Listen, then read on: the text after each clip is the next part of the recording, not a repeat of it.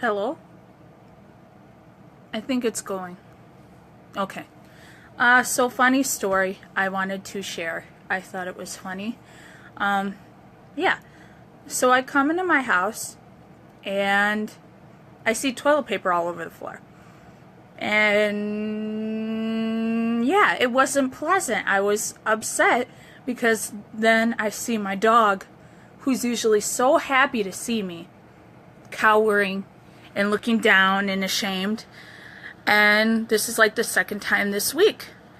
And I was like, ugh, because I just got done doing, a long intern and then going to class. And the last thing I want to do is come into all this toilet paper all over the place. Anyways, calm down. Anyways, I was upset, okay? And I was like, I was not having it. And I was like, get in the bathroom, I'm not going to spend time with you now because you just tore it up. And I realized he did it because he's been doing it because he's been missing me. He's not used to my being gone, my new schedule. Like, I was gone before on the weekends, like, a lot, but now I'm, like, gone, like, all the time. School, intern, and he's not used to it yet. It's still fairly new to him, so he wants my time. And because he can't see me, oh my gosh, this camera's shaking all over the place. Because he can't see me, he's throwing a fit. And he gets mad and he chews up this toilet paper. And it's funny because God was just speaking to me before I walked in the door, saying like, hey, you kind of do something you don't realize you do, but you do, and it's not good for you. And I'm like, what do you mean, Lord? And he was like, you act out and throw a tantrum when you don't get your way. And I'm like, no, I don't. I'm not a 2-year-old. And he's like, yeah, you do. You do it, but in a professional adult-looking way. And I was like, what do you mean? And he was like, well, you realize when, like with people, if you don't get your way with something particular, you're very passive-aggressive about it. And if they don't give you your time, their time, especially not even so much with my friends, it's more like, I guess, someone I like more, like I likey like, or I'm with, as relationship-wise, I get all emotional and I'm like, oh, you don't want to give me your time? Well, we need a break. And I throw a fit in an ugly way, but I try to make it look like, oh, this is so mature. But really it's not. It's immature. It's as mature as a 2-year-old throwing a fit when they don't get their way. And I have to be honest about that. I do that, and it's not right.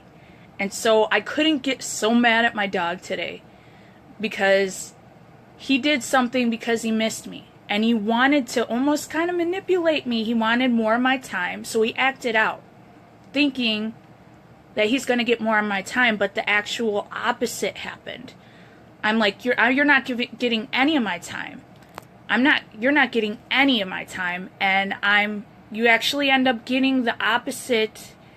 Thank you, Kathy. You actually end up getting the opposite response that you want by throwing a fit, by trying to manipulate someone.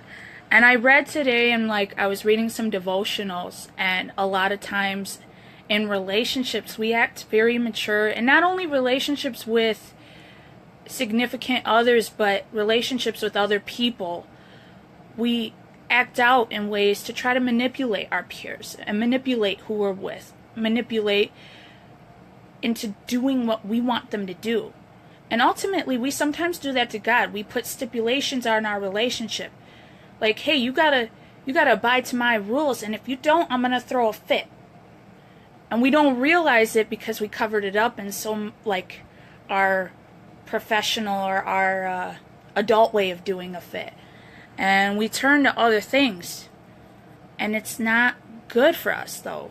We end up getting the opposite response. We end up getting opposite of what we want.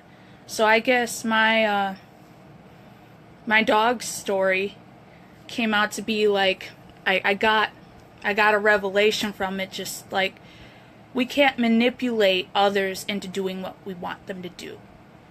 And in my devotions today, I read that relationships with another person don't complete us. They complicate us. They challenge us. They push us. They show our ugliness. They show all of the things that we try to hide. And we need to understand that, I think, as people, that, it's not just like, not everything we want is everything we need, and maybe not be so harsh on others or try to manipulate them into doing what we want them to do, because it's just not going to happen. Everybody's got their own will, but that's what makes us beautiful. That's what makes us different. We're all different. We got different viewpoints. We got different standpoints. We got different looks because we're different people. And if you look at it with a good perception, you can see how really beautiful it is, that you can't control everybody, that everybody's just going to do what they're going to do. Some good things, some bad things. But if you put on the right perspective, you can realize that difference is good, and that people can do something very beautiful without you ever conceiving it in your mind. But that because they have a different mind, they came up with something completely different that's really cool, and you can learn from. So I guess that's just all I wanted to say. So, yeah. Thank you.